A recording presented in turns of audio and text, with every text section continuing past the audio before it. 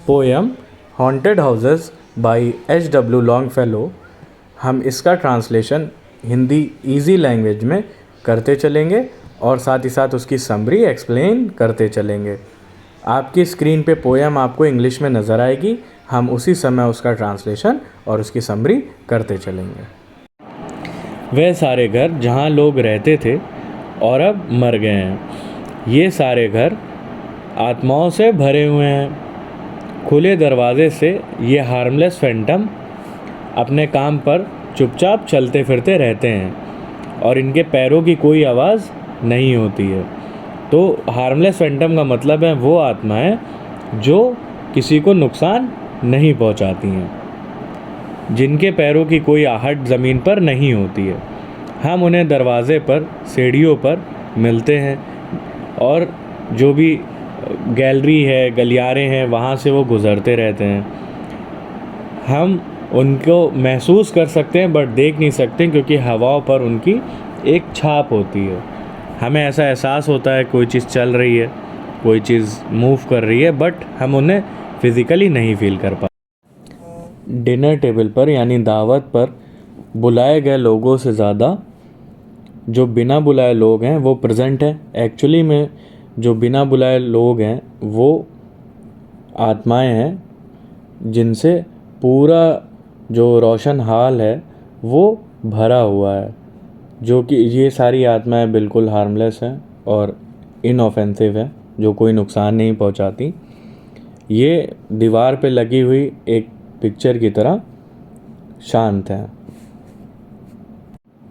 वो अजनबी जो चिमनी के पास बैठा है वह मेरी तरह चीज़ों को नहीं देख सकता, ना मेरी तरह चीज़ों को सुन सकता है, लेकिन हाँ वो वही चीज़ें देखता है जो प्रेजेंट होती हैं, जो सामने विजिबल और क्लियर होती हैं। हमारे पास इस घर या ज़मीन का कोई कागज़ नहीं है, कोई ओनरशिप प्रूफ नहीं है। पुराने मालिक अपनी कब्रों में दफना दिए गए हैं और उन्हें भुला दिया गया है, लेकिन वे अपनी कब्रों से अपने धूल भरे हाथ आज भी अपनी संपत्ति पर अधिकार रखते हैं। हमारी ये दुनिया आत्माओं की दुनिया से, भूतों की दुनिया से घिरी हुई है और भूतों की दुनिया या आत्माओं की दुनिया एक एटमॉस्फेयर की तरह है जो इस दुनिया में हर जगह होती है। एटमॉस्फेयर लेयर, वैसे ही आत्माओं की दुनिया हर जगह है। आत्माओं की दुनिया इस दुनिया से मिल गई है नमी और भाप के तरह से, जिससे हमें एहसास होता है कि आत्माएं हमारे आसपास आती जाती रहती हैं और जब हम सांस लेते हैं तो हमें एहसास होता है कि हमने एक नए एटमॉस्फेयर में सांस ली है जो दूसरी दुनिया का है।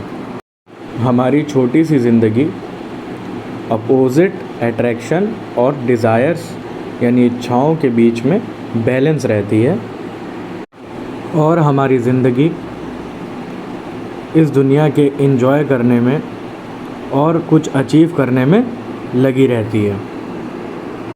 ये दुनिया की सुख और इच्छाएं हमें मेंटली डिस्टर्ब करती हैं और एक्चुअली में ये सारी थिंकिंग इस दुनिया से नहीं बल्कि आत्माओं की दुनिया से आती है और ऐसे ग्रह से आती है जिसे हम जानते भी नहीं हैं। चाँद की रोशनी बादलों से होते हुए समुंदर पर अपना एक रोशनी का पुल बनाती हैं।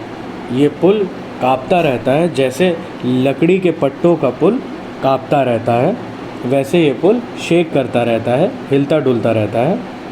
और यहाँ पर हमारी सारी इच्छाएं जो हम चाहते हैं वो जमा हो जाती हैं इसी पुल पर, और ये पुल एक रास्ता है इस दुनिया से आत्माओं की दुनिया में जाने का और आत्माओं की दुनिया को यहाँ तक आने का। ये एक रास्ता है जिससे हमें इमेजिनेशन मिलती है और एक्शंस के लिए कुछ थॉट्स मिलते हैं जो हमारे सपनों के थ्रू भी मिल सकते हैं या फिर इमेजिनेशन के थ्रू भी मिल सकते हैं। चाँद की रोशनी के ब्रिज की तरह से जैसे आत्माओं की दुनिया से एक रोशनी का ब्रिज हमारी दुनिया पे उतरता है जो हमारी दुनिया को आत्माओं की दुनिया से जोड़ता है। जिसके ऊपर एक हिलने डुलने वाला फ्लोर है जो बेंड भी होता है, मुड़ता भी है, झुकता भी है। जिस तरह से हमारे विचार झुकते मुड़ते हैं, जैसे हमारे विचार किसी भी चीज़ के लिए सेम नहीं रहते, हमारी नॉलेज के अकॉर्डिंग हमारी थिंकिंग, सोच बदलती रहती है, हमारी इमेजिनेशंस बदलती रहती हैं। उसी तरह से ये सारी चीज़ें चेंज होती रहती हैं और हमारे सारे थॉट्स, जो भी डार्क थॉट्स हैं, जो इमेजिनेशंस हैं, जो सुपर नेचुरल होती हैं, वो इसी दुनिया से आती हैं।